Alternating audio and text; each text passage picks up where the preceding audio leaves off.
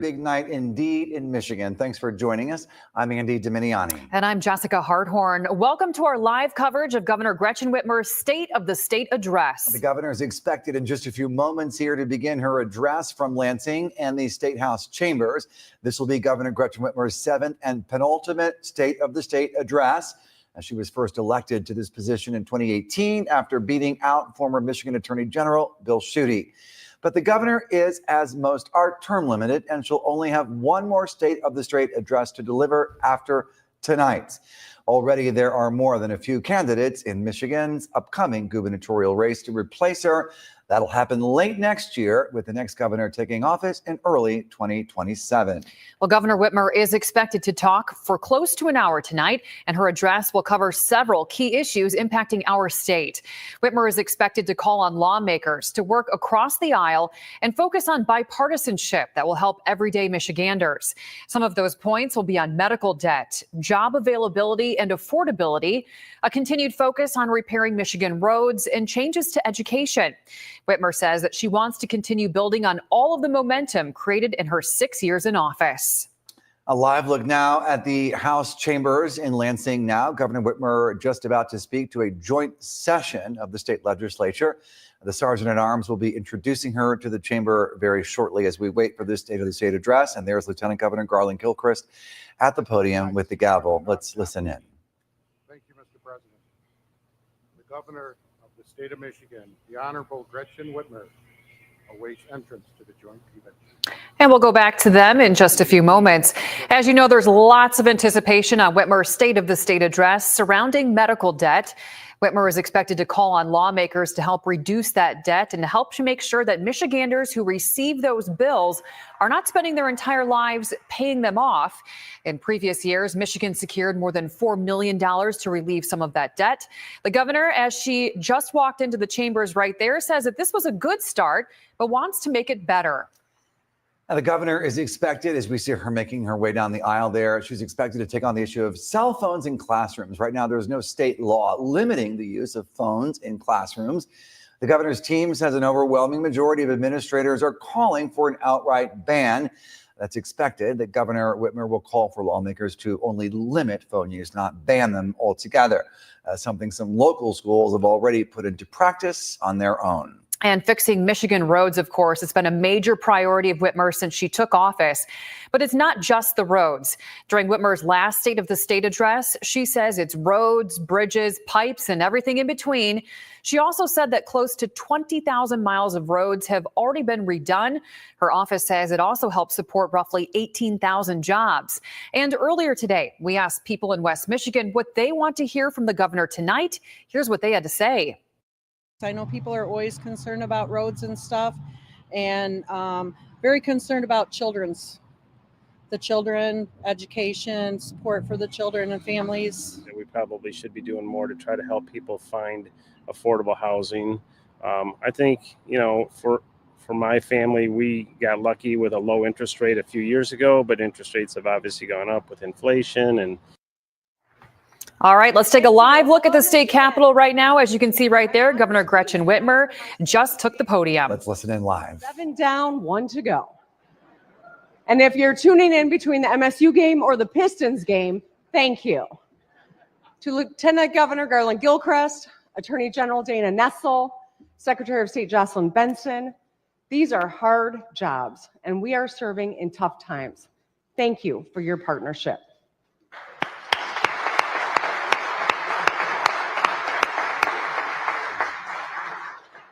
To the outgoing Chief Justice of the Michigan Supreme Court, Elizabeth Clement, thank you for protecting our Constitution and upholding the rule of law.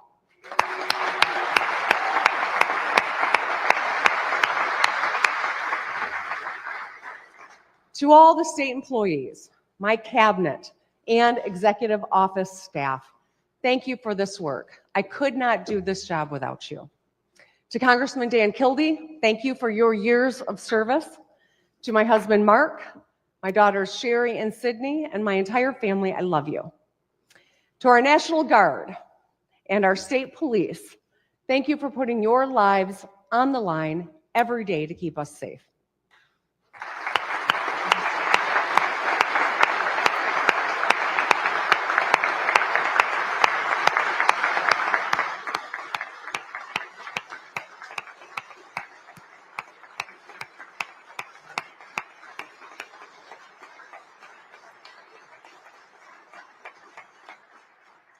So to my friend leader Winnie Brinks and her husband Steve, I want to tell you a little bit about each of the 4 leaders tonight. They have 3 amazing daughters and are now, like Mark and me, celebrating an empty nest. Let me know when you stop paying their phone bills, Winnie.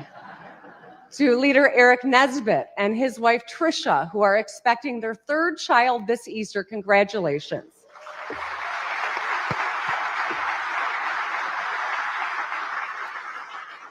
To Speaker Matt Hall, I want to congratulate you and Megan on your recent marriage and do a little shout out to your new stepson.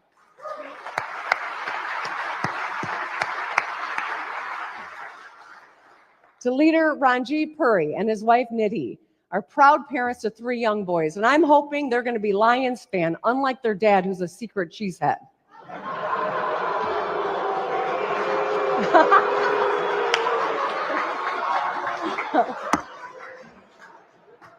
I love you, Ranjiv. All right.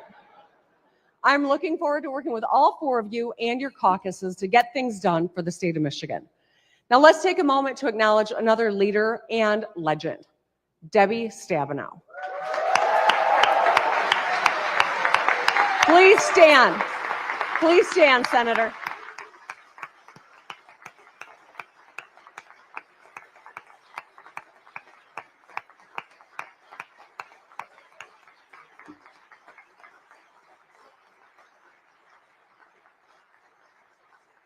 Over a lifetime of service as a county commissioner here in Ingham County, a state legislator, Congresswoman, Michigan's first woman United States Senator, you fought for farmers, you protected our Great Lakes, you championed equal coverage for mental health. You are an incredible trailblazer who has made real difference in people's lives in Michigan. And so tonight, in honor of your service, I am pleased to announce that we are renaming Constitution Hall just across the street, the Deborah A. Stabenow Building, in your honor, Senator.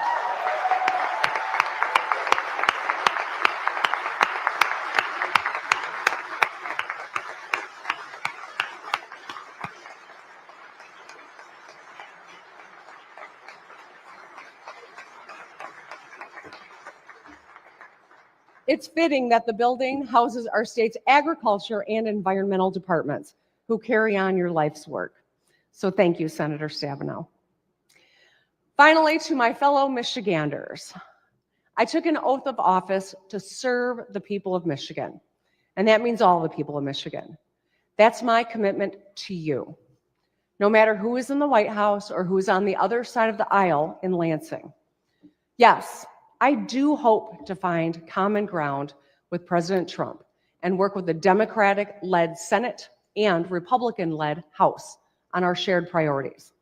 Now, I'm not looking for fights, but I won't back down from them either. In Michigan, we have an opportunity and an obligation to lead by example. Our state represents America in every way, economically, geographically, politically, and socially. People from every walk of life call Michigan home. We don't always agree, but we move forward together.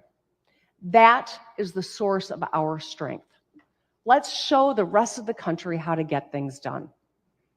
Right now, I know that politics, especially national politics, can be exhausting. I feel it too. At a high level, we're facing 2 big challenges: economic uncertainty and political division. First, economics. It's hard to buy a house or car because of high interest rates. It's still hard to pay the bills.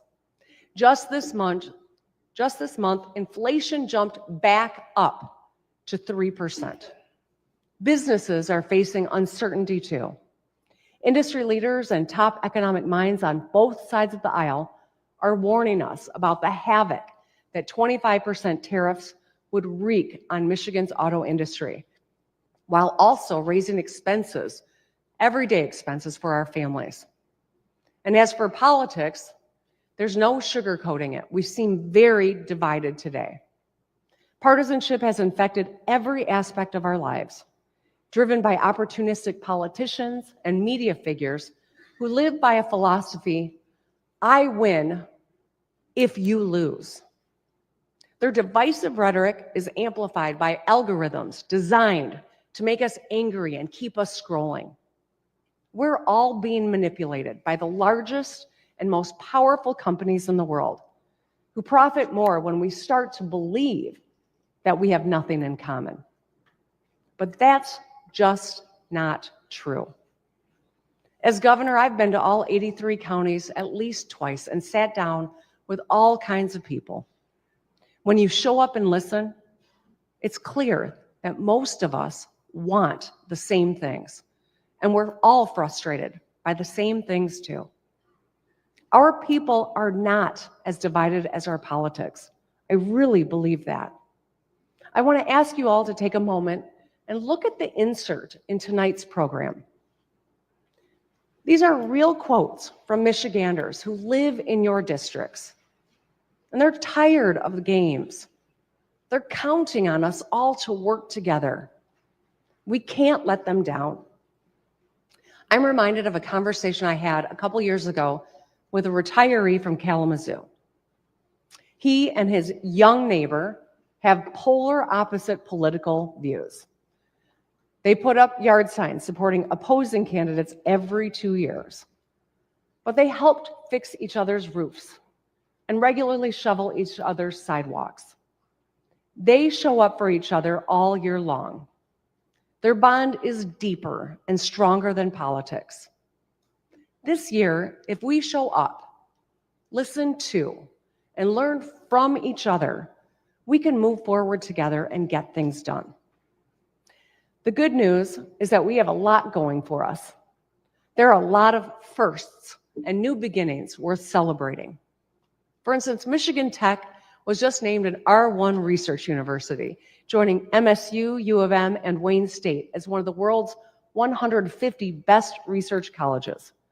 We expanded RX Kids, the nation's first ever program that puts money directly in the pockets of new moms and babies to improve their finances and health.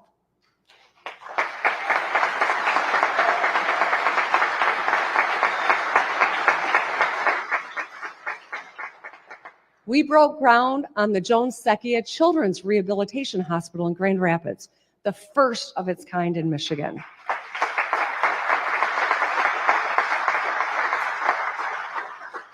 Palisades will be the first restarted nuclear power plant in American history, protecting 600 local union jobs and clean, reliable power for hundreds of thousands of people. And last year,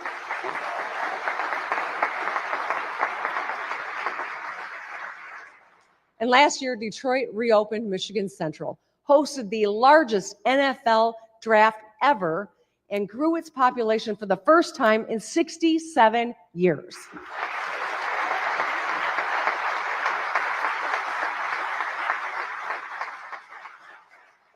Later this year, we'll open up the Gordie Howe International Bridge, a monument to commerce and cooperation that will carry 25,000 vehicles every day. 2 decades, 3 administrations in the making. I'm proud that we're going to get it done this year.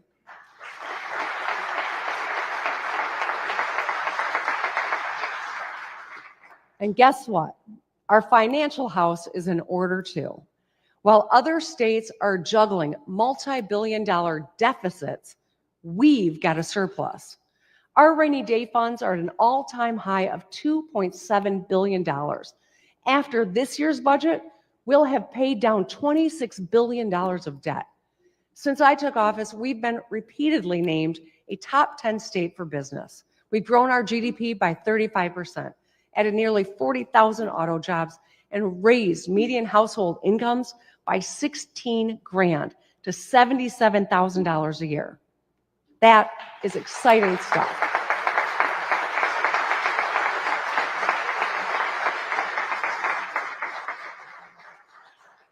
But ultimately, the state of the state isn't about lines on a chart or metrics on a spreadsheet. It's about how people feel and how people think about Michigan. Tonight, we'll center their stories and recommit ourselves to building a Michigan we can all be proud to call home. My fellow Michiganders, the state of our state is strong, and it's on all of us to make it stronger and kinder too.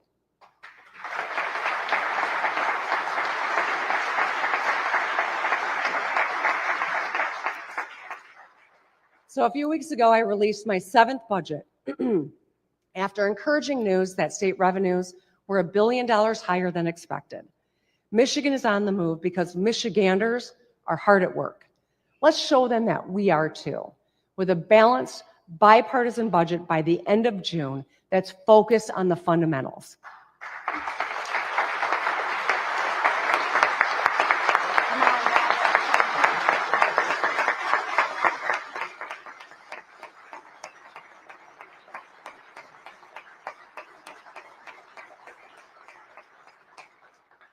Last month at the Detroit Auto Show, I laid out my initial priorities for 2025: economic development, roads, and trade with Canada.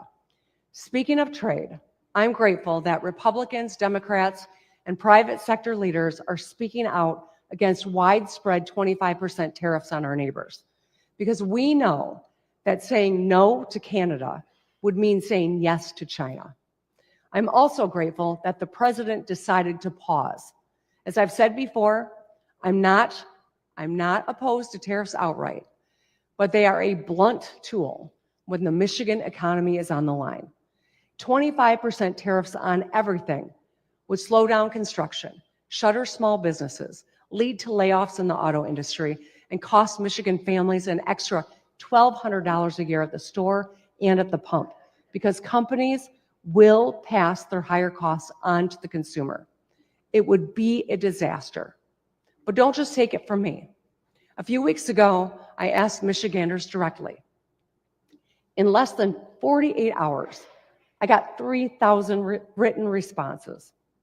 Brandon from Bath is a pharmacist who knows tariffs will raise prices on prescription drugs, forcing people to choose between their health and paying their bills. Jacqueline from Interlochen owns a heating and cooling business and said tariffs would force her to raise prices just to stay open.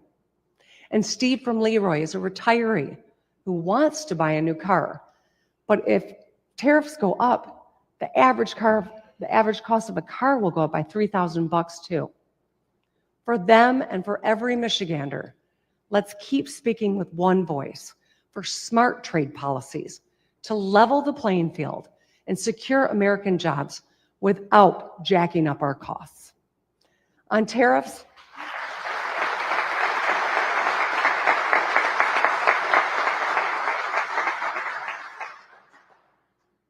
and every issue, Michiganders expect us to work together in Lansing because that's how things get done. As a legislator, I served in the minority for 14 years. That means this is my 21st state of the state, my God. I often partnered with my Republican colleagues, including on Healthy Michigan, our Medicaid expansion under the Affordable Care Act that covers hundreds of thousands of people. As governor, I've signed 6 balanced bipartisan budgets and nearly 1,500 bipartisan bills, 1,000 of those under a Republican-controlled legislature. My North Star has always been collaboration. That's what governing means. You work with anyone to get things done.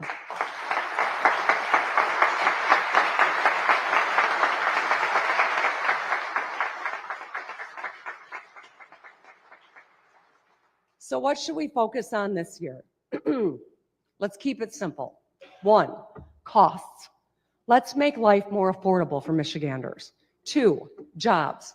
Let's create more opportunities to help people in our state earn more money. And 3, results. Let's make government work better for the people we all serve. I think we should all be able to agree on that, yes?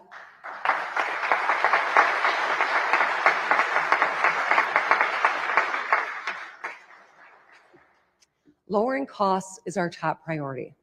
While no one in this room can single-handedly bring down prices, we can tackle the biggest items in your budget. Let's start with housing. It's a tough market right now. Mortgage rates are above 6%. Home prices have shot up 50% in the last 4 years. The median age of a home buyer hit 56 years old. That's an all-time high. And just a quarter of homes went to first-time buyers. That's an all-time low. Rebecca from Carlton told me she has simple dreams. She wants a nice kitchen to bake in, a small yard for a garden and a dog. She recently toured a house in Detroit and competed against 40 other bidders. Our young people are suffering the most. I want to call attention to the fact that this crisis disproportionately impacts young single men. They buy just 8% of homes sold today, compared to single women who buy 20%. As a dad of 3 and proud Detroiter, I know the Lieutenant Governor is passionate about housing. He's cut a lot of ribbons and is focused on making our state a better place for families like his. We both know that every young person wants to protect and provide for themselves and their family, and that starts with a place to call your own. If you can't buy a house, it's hard to build wealth or feel like you're ready to have kids. It's all connected. So while the state already has programs in place to help you become the first person in your family to buy a house, or pay up to $10,000 of your down payment, or lower your mortgage rate by 1%, and save thousands on your federal taxes, we must also address the core issue of supply. Right now, we are short 140,000 homes statewide, and the way forward is clear. We got to build, baby, build.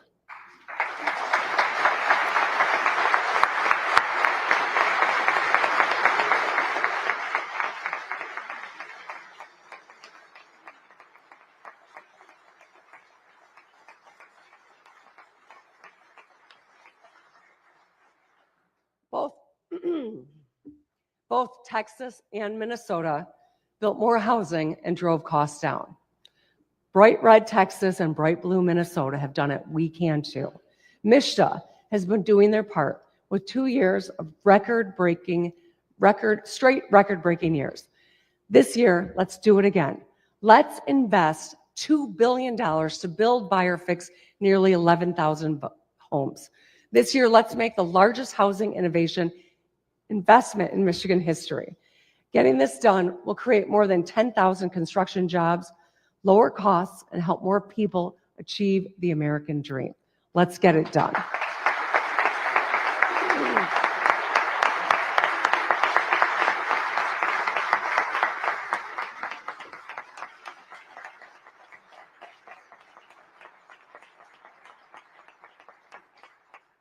Moving on to wages. Last week, Republicans, Democrats, workers, and business came together to forge a fair deal on minimum wage and paid sick time. Because we work together, the minimum wage will rise to $15 an hour for more than 700,000 workers a year faster than it would have before. The tipped minimum wage increased by the largest amount ever and will keep going up.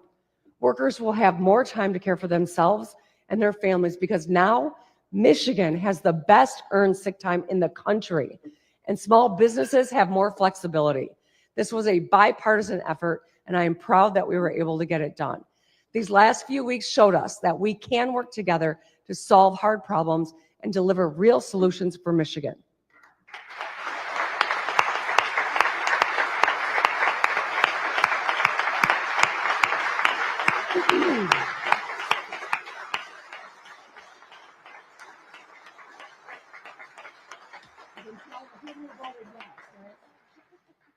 Another big cost a lot of people bear is healthcare, including medical debt. A couple years ago, we secured $4.5 million in our state budget to relieve some medical debt. It was a good start, but it was just a start. With inflation and tariff talk, we need to find a more significant bipartisan way to help the nearly 700,000 Michiganders with medical debt. I want to thank Senator Sarah Anthony for her focus on this issue. We're one of just a few states with no consumer protections for medical debt, and that's not right. This year, let's work across the aisle to reduce medical debt so being sick or getting hurt doesn't also mean being broke for the rest of your life.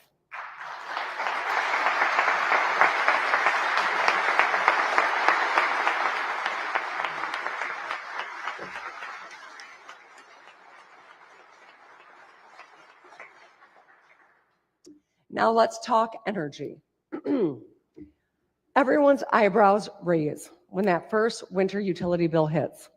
A few months ago, Republicans and Democrats came together to do something about it.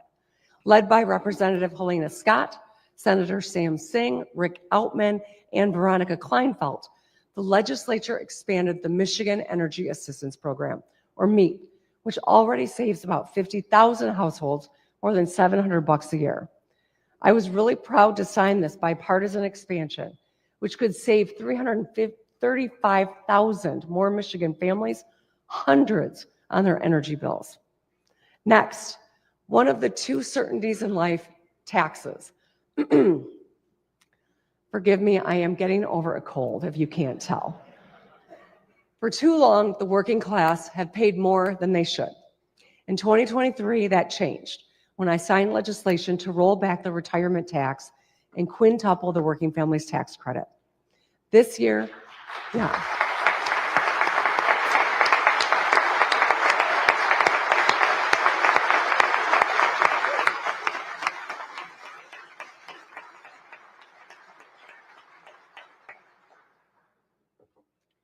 This year, hundreds of thousands of senior households will save an average of $1,000 on their taxes, and 650,000 families, home to half the children in Michigan, will get an average tax refund of $3,200.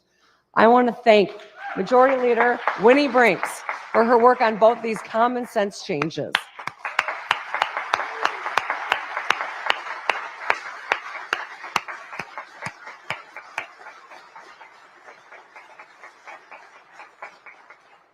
Together, we put $1 billion back in people's pockets and lifted 20,000 kids out of poverty.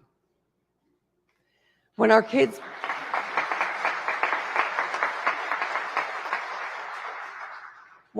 get a great start, they get a good foundation to build a good life. It's why we feed all 1.4 million public school students free breakfast and lunch, saving families nearly $900 a year per kid on groceries and valuable time in the morning. It's why we delivered free pre-K for all, so every 4-year-old can arrive at kindergarten better prepared to learn while saving their parents $10,000. It's why we expanded 3,600 childcare centers to serve 37,000 more kids. But we still have work to do. Connor from Kalamazoo is an engineer, and his wife is a nurse. They both work. They have 2 kids and still struggle with the high cost of childcare. Connor says it's one of the big reasons why a lot of his friends aren't having kids at all. I want to thank Representative Carol Glanville for her leadership here.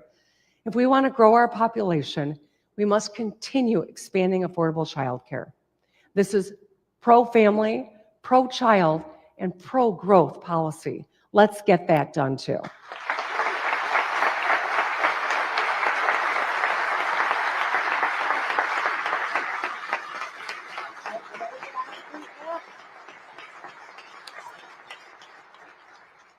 All right, I think I'm even going to get the speaker on his feet on this one. Next, I want to talk about fiscal responsibility. Most Michiganders are watching their expenses more closely. State government should do the same. Every February, after I propose the budget, the legislature adds earmarks. Now, these can be important.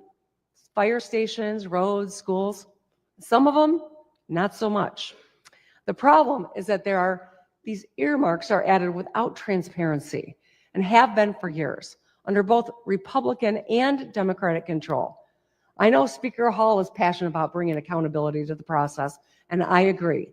In this year's budget, let's have total transparency on all earmarks. Because if you want to invest taxpayer money, you should put your name on it, right, Matt? All right.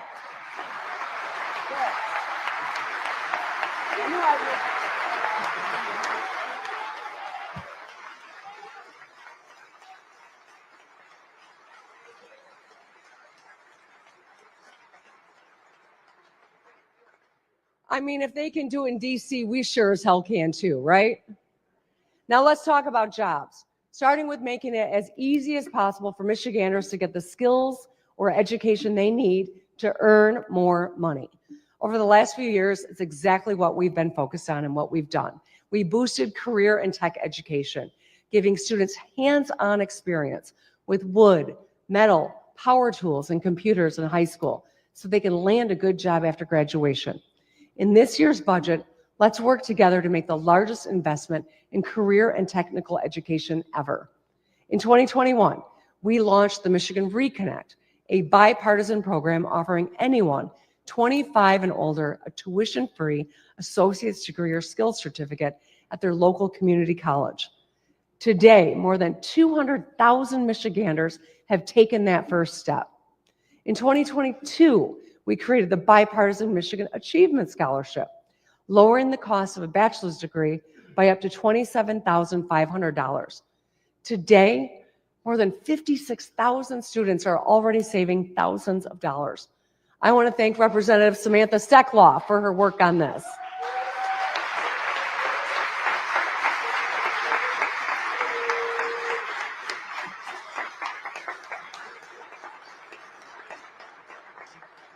And just last year, we delivered the Community College Guarantee, giving every high school grad the opportunity to earn an associate's degree or skills certificate tuition-free.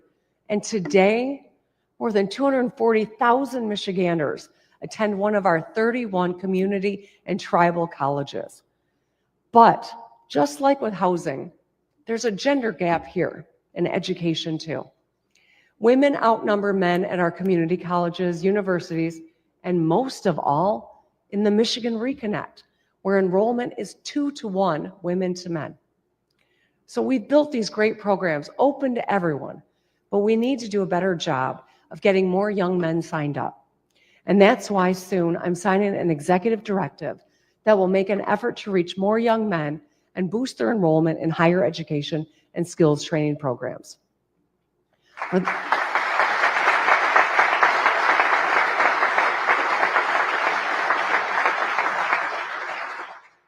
For the Michiganders working hard to put themselves through these programs, it is life-changing. Truly. Evan from Bay City is a young dad, and after stepping away from college to work full-time in restaurants and retail, he enrolled at Delta College with Reconnect and hopes to find a career in public service. He wants to serve his community and make his son proud. Anthony from East Lansing is a husband and dad who was an EMT throughout the pandemic. He used the Reconnect to earn an aviation mechanics license and now works here at the Lansing Airport. My message tonight goes out to all young people, but especially our young men. I know it's hard to get ahead right now, but I promise you, no matter how hard life might get, there's always a way out and a way up. The last thing any of us wants is a generation of young men falling behind their fathers and grandfathers. I've heard most about this issue from moms who love their sons and are worried about them. And to the women out there who are succeeding after decades of having the deck stacked against you, I see your resilience, and I will never abandon my commitment to equal opportunity and dignity for everyone.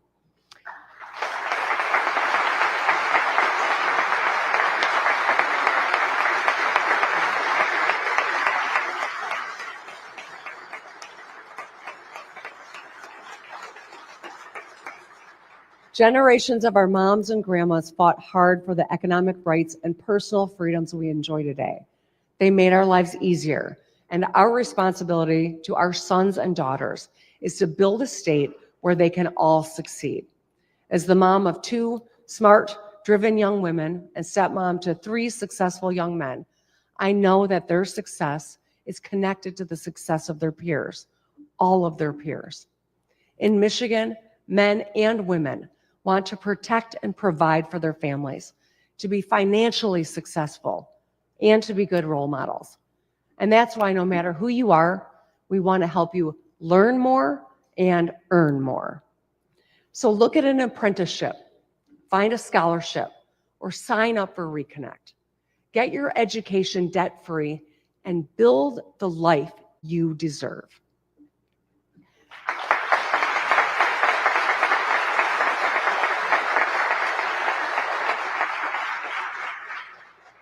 Training the next generation of workers is also critical to our national security. Last year, we partnered with the U.S. Navy and Macomb County Community College on the Michigan Maritime Manufacturing Initiative, training hundreds of workers in Macomb County to build submarines. The first class of workers will be graduating next month, and they're ready to build the biggest, baddest ships that keep our nation safe. But there's another, one. Go ahead, Mai.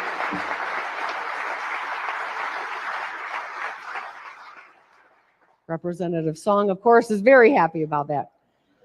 But there's another bipartisan defense project in Macomb County that needs our attention, all of our attention. The Selfridge base supports thousands of local jobs and hundreds of military families. It's home to some of the nation's most elite pilots. They complete all kinds of missions, including protecting our border from drugs and crime. For people like Thomas from Warren, this is personal. He urged us to work together for Selfridge because of how much it will mean not just for the county, but for our country. I'm really proud that we've always worked across the aisle on Selfridge. And I want to thank Representatives Debbie Dingell, Lisa McClain, John James, Senator Stabenow, Senator Alyssa Slotkin, and of course, Senator Gary Peters. He's a former naval officer. He's fought hard for service members, military families, and defense jobs. And I know he will continue to do that until the very last minute of his term. We're all doing our part, but we need federal support. And that's why when I was in Washington, D.C. on Saturday, I spoke with Defense Secretary Pete Hegseth about supporting a fighter mission at Selfridge.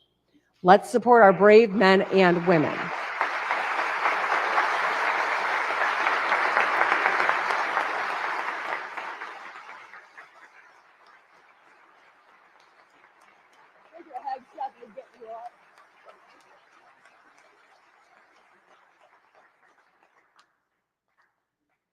I thought Candace Miller would like to hear that.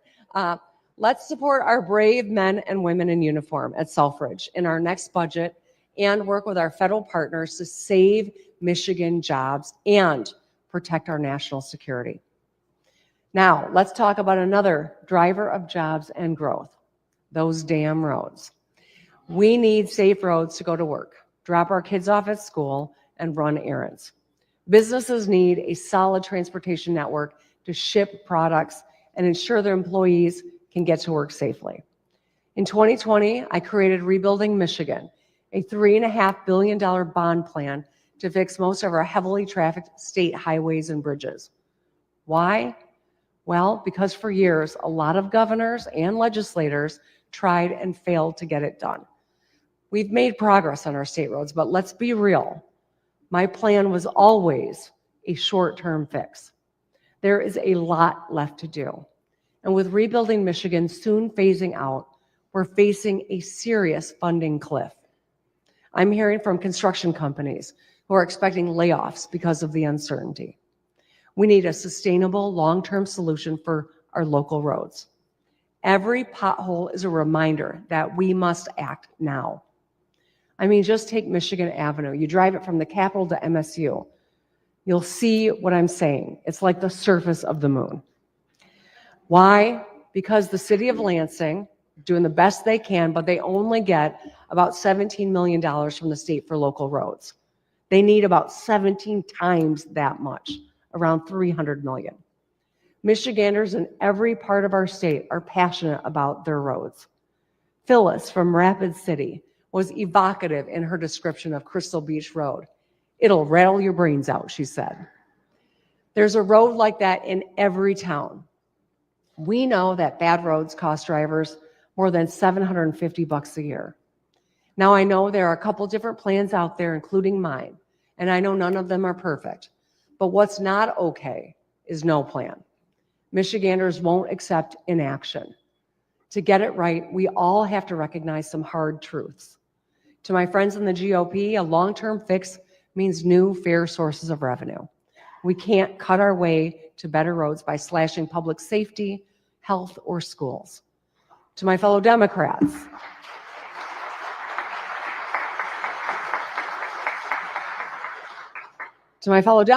cuts will need to be a part of the solution. All right, some claps over here. I mean, to the business community, we can't put this on the backs of the middle class. For all of us,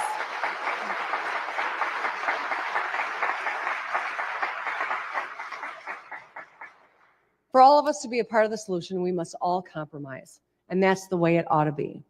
Let's get back to the negotiating table in the coming days and weeks and find a long-term bipartisan solution so we can fix more of those damn roads.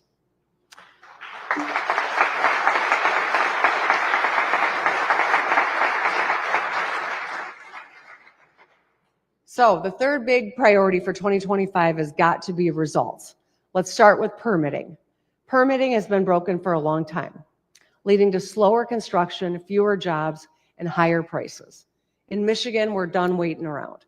We already revamped brownfield redevelopment, making it easier to turn abandoned property into new housing, factories, or parks.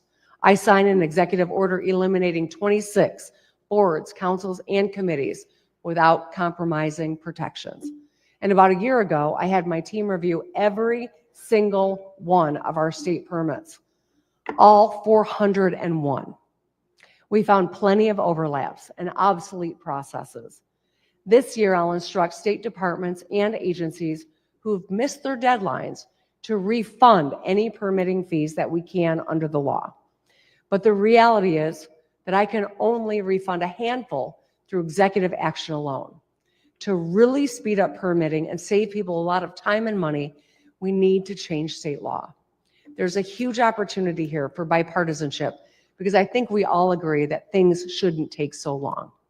You shouldn't need to get a permit to sell ginseng, install a model train, or lime your soil. If you want to fix your driveway, you shouldn't have to wait more than 90 days to get started. If you want to upgrade your house's plumbing or electrical, you should be able to go to one place and get all the help you need quickly. And if we can track the status of our Domino's order online, a developer should be able to do the same for their multi-million-dollar project. This year, let's simplify permitting to get things built on time and on budget.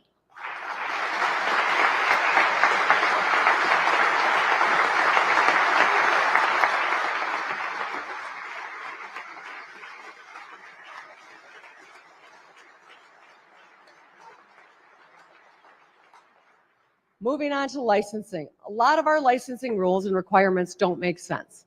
Bethany from Lambertville and her husband, a painter, moved here from Ohio. He was fined for working on someone's house without a license, even though he had one in Ohio. That's ridiculous. Despite our football rivalry, I think we should honor their licenses. I know a lot of barbers and hairstylists go through this too. I know Representative Tyrone Carter, who's been working on this issue, agrees.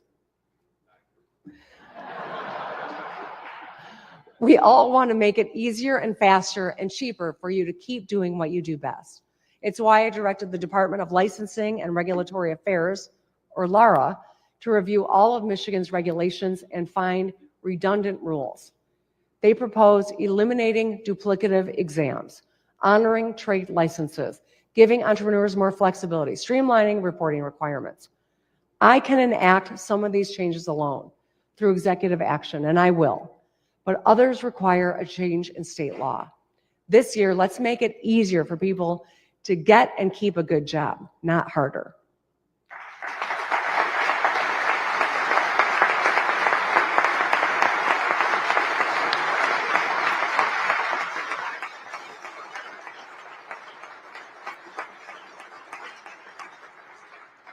The last area where we must demand better results is in education. Since I took office, we closed the funding gap between schools and we built up our campuses. We raised teacher pay, cut retiree taxes, and trained thousands more educators. In my budget, I proposed $10,000 investment into every child in every school. We've done a lot of good, but here are some hard truths. Just 24% of our fourth graders can read proficiently. The same percentage of eighth graders are proficient in math. I get that this is a national trend, but the reality is we invest more per pupil than most states and achieve bottom 10 results. We spend more and we're getting less, and it's not acceptable. For our kids, let's do better. Let's face our literacy crisis with the fierce urgency it calls for. Late last year, I signed bipartisan legislation to use proven science of reading strategies like phonics. It's how a lot of us learn to read, and we should get back to it because it works. These new laws also require schools to test for dyslexia so they can identify students who need extra help early. I want to thank Representative Matt Kolazar, Senators Jeff Irwin and Dana Polhinky for their leadership here. Additionally, my education budget this year centered on the SMART plan, or students, metrics, and results with transparency. I propose targeting investments into schools where most kids are falling behind, changes to get funding into classrooms faster without bureaucracy, and more transparency to notify parents about performance. This year, let's pass a smart education budget and get our kids on track for the bright futures they all deserve.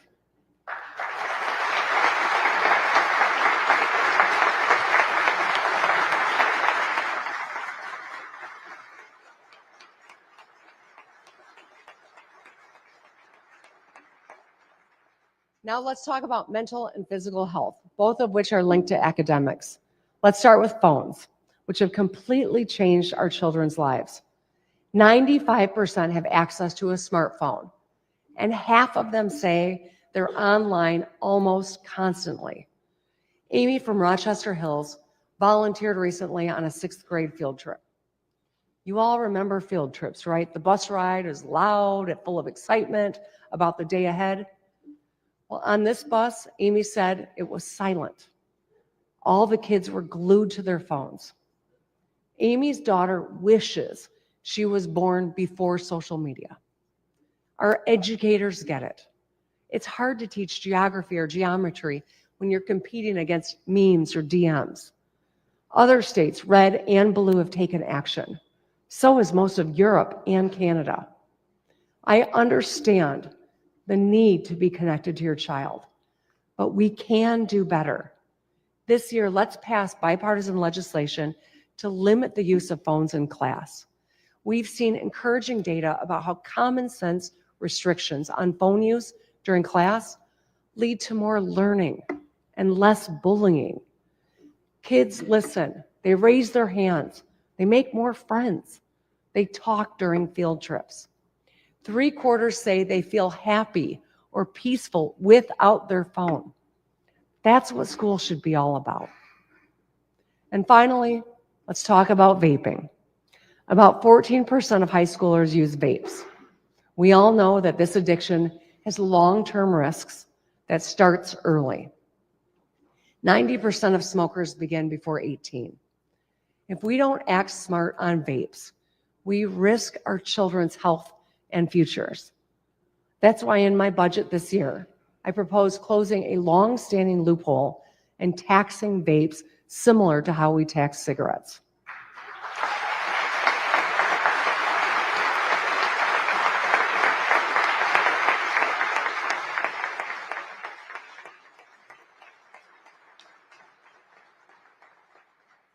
Thirty-two states, red and blue, already do the same, including all of our neighbors. I'm grateful to Senator Sam Singh, who started work on this last year. In 2025, let's get it done to protect our kids. All right, we're in the final stretch here, folks. I think we're on the same page about lower costs, more jobs, and better results. But as I leave you, I have one question. When you think Michigan, what do you think? For us, it's everything. It's home.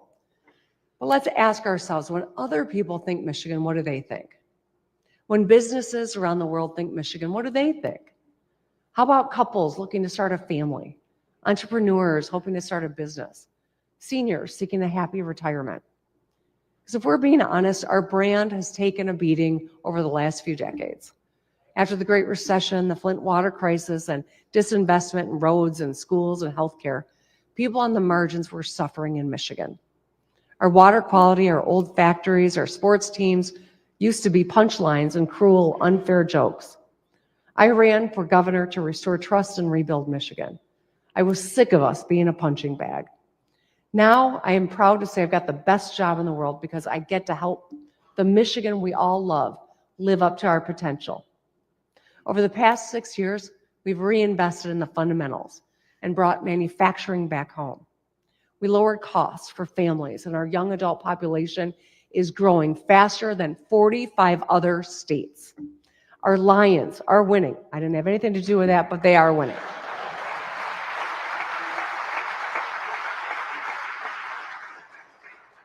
And now, in a divisive national moment where America needs a new way forward, Michigan can lead. Because at our best, we are strong and kind. And kindness is strength. When you think Michigan, think about the people whose stories I shared, or the voices quoted in your program. Let them guide our work, because they're counting on us. Consider what Josh from Grand Rapids, who moved here from out of state, and now proudly calls himself a Michigander for life. This is what he wrote about our state's character. Our seasons are tougher, but our people are warmer, and our lakes are fresher. Being a Michigander is about offering someone a hand when they trip and fall, holding the door open, trying to be a little better every day. Whether we're negotiating here in Lansing, or driving down a 2-lane farm road, or holding open a door, let's be the Michigan that Michiganders know we can be. At a dark moment when bullying and lying seem to be in style, let's be intentional about putting light out into the world. Let's welcome challenges and embrace our differences and work together to get things done. Let's think Michigan. Thank you, drive safely, and good night.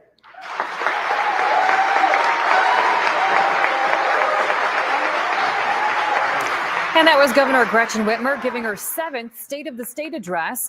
Whitmer tonight focusing on healing political division and facing economic uncertainty with rising inflation and tariffs.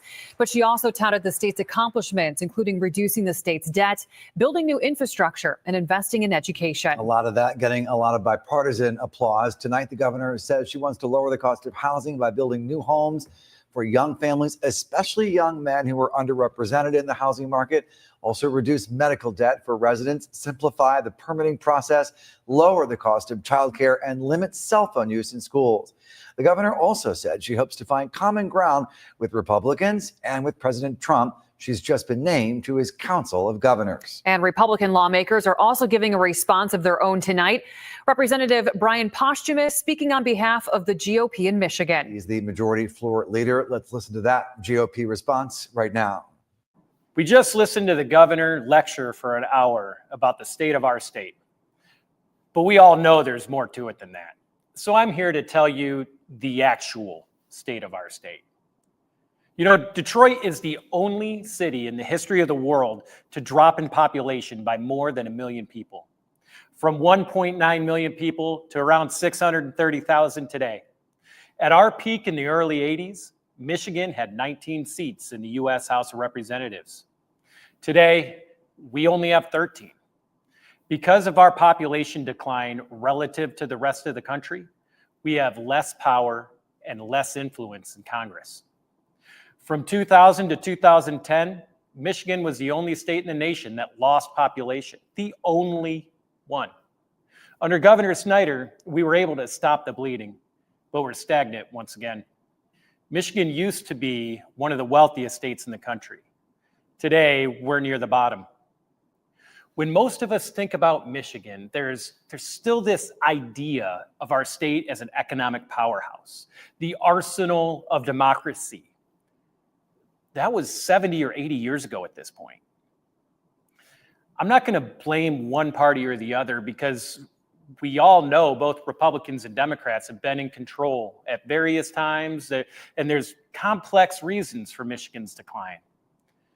But if we want the situation to be any different 10, 20 years from now, we need to take drastic action to fix it. Fortunately, those actions are pretty simple. We all want Michigan to be a place where our kids can grow up, find a good job, and raise a family of their own rather than having to move to Tennessee, Texas, Florida.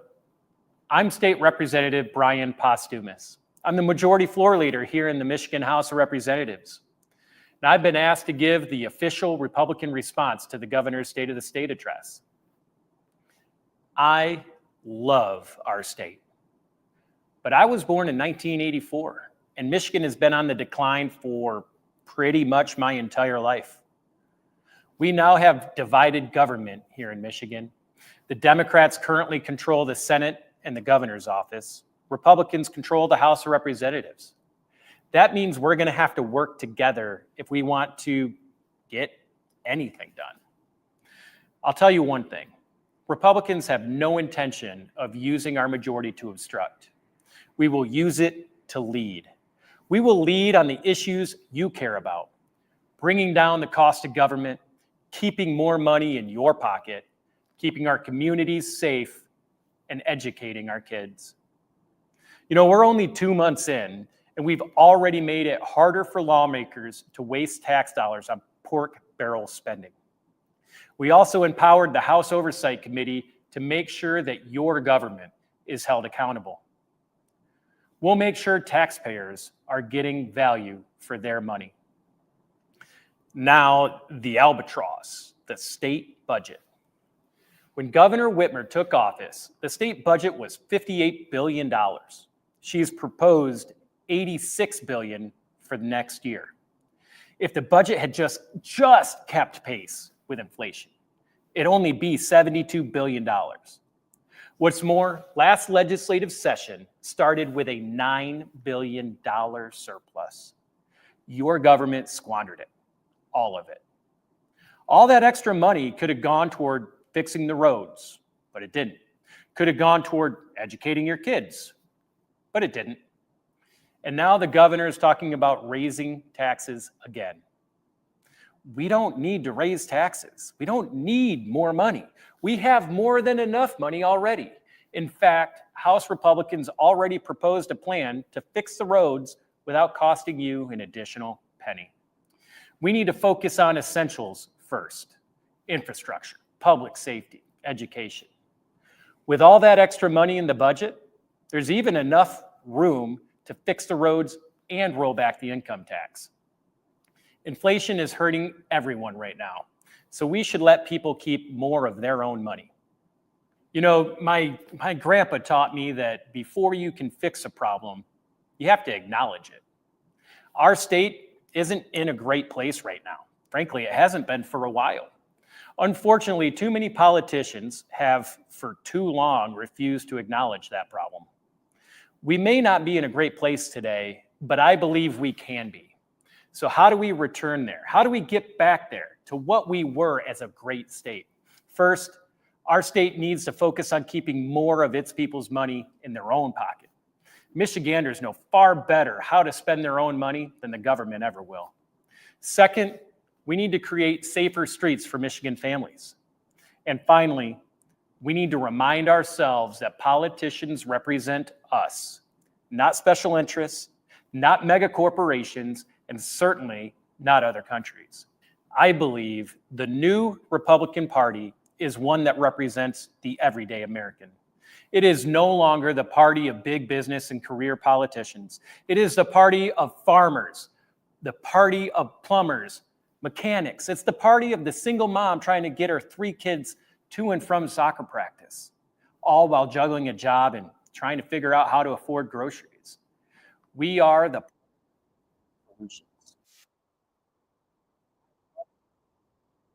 Bringing state back.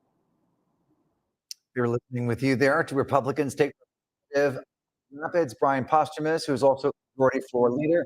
He decried, among other things, a $9 billion budget surplus he says was squandered in recent years, Michigan's ongoing population loss, the governor's plans to raise taxes on some, and reiterated just now that state lawmakers must work together regardless of party to keep our residents here. And we also have members of the News Channel 3 team live in Lansing tonight.